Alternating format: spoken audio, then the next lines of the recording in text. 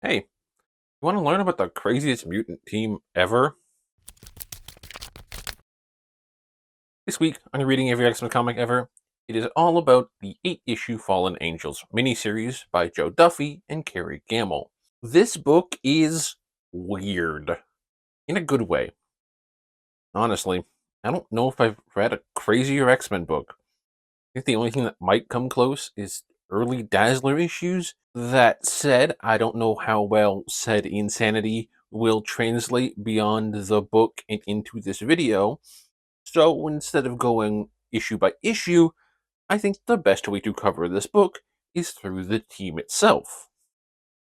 So, let me introduce you to the Fallen Angels. First up, we have team leader and the only adult, Vanisher. I'm using the word leader lightly, but yes, it is the very same Vanisher that was lobotomized by Chuck in issue 2 of X-Men. Needless to say, he doesn't do much in this book except for be a coward and get walked over slash abused by Ariel. Speaking of, let's talk about Ariel, who, despite the name, is not a younger version of Kitty Pryde, but instead an alien woman from the world of Coconut Grove, who has been taught the ability to swap doorways, has the inherent ability of suggestion that she knows about but refuses to admit is a mutation until the book forces her to. Ariel is technically the antagonist of the book, as she double crosses the team in the second to last issue, when it's revealed that she's been collecting everyone in the Fallen Mutants together so that she can give them to her people who have long since lost the ability to mutate. But then her people double cross her when they learn she's also a mutant. Next up, we have Gomi, a kid whose actual name we never learn, but whose nickname translates to garbage. He is a cyborg with the power to telekinetically shove things and can communicate with two enhanced cyborg lobsters, Bill and Don. He has to have one of the craziest origin stories of all time. He was forced to become a cyborg when his cousin and friend, whom he was working for as a lab assistant, implanted a prototype device into his head that was supposed to give him telekinesis, as they were trying to create a device that they could install into a woman. I don't know if this woman would have been a volunteer or not, so that they could recreate their dream crush, Marvel Girl, specifically Silver Age Marvel Girl. I guess we found the two people who like this dress as a superhero outfit. Man, what the fuck? I feel bad for this kid, but also, Jesus Christ, what the hell is that origin? Getting back on track, let's talk about Chance, who is a prepubescent girl who doesn't realize she's a mutant with the ability to double or nothing other mutants' powers. Her ability activates unwillingly a few times in this book before everyone realizes that it's her, and it's exactly what it sounds like. She can either negate the powers of a mutant or double the power. It's actually a pretty interesting power, so it's too bad we never see this character again, not even as a cameo. Literally, everyone else from this book has shown up again since this point.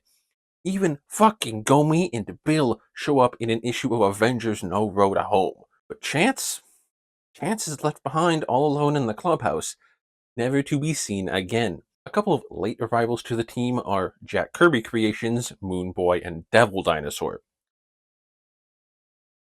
I don't know what to say here. They're a cave boy that no one can understand and a red T-Rex.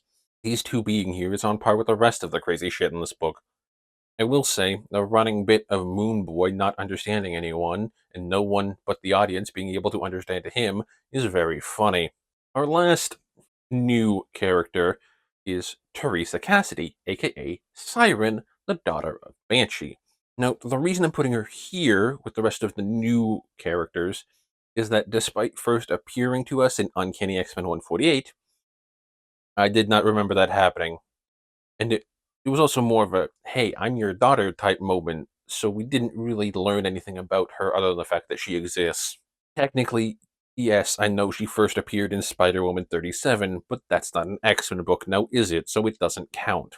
She seems to be in a relationship with Multiple Man in this book, and is seemingly the first person in existence to show Gomi actual empathy instead of ignoring him and treating him like his namesake. The rest of the team is comprised of known quantities. including New Mutant members Sunspot and Warlock, X Factor's newest trainee, Boom Boom, and also the Multiple Man, Jamie Madrox. Don't worry why he's a teenager here when canonically he should be like 21. Just roll with it. It's the least weird thing this book does. These characters have been around for a bit and shown up in various books before, so we kind of know their deal, although it is nice to get more details on Madrox in terms of both lore and powers. Sunspot's our main character as the book follows Roberto primarily after he left the New Mutants because he threw Sam into a tree. And while he was remorseful, he decides that since that is not something a hero would do, he no longer considers himself a hero, and so he must be a villain. This isn't helped by the fact that before he left, he sees Chuck's notes on him, which confirm his own thoughts and fears. Even when Chuck isn't here, he's still fucking shit up.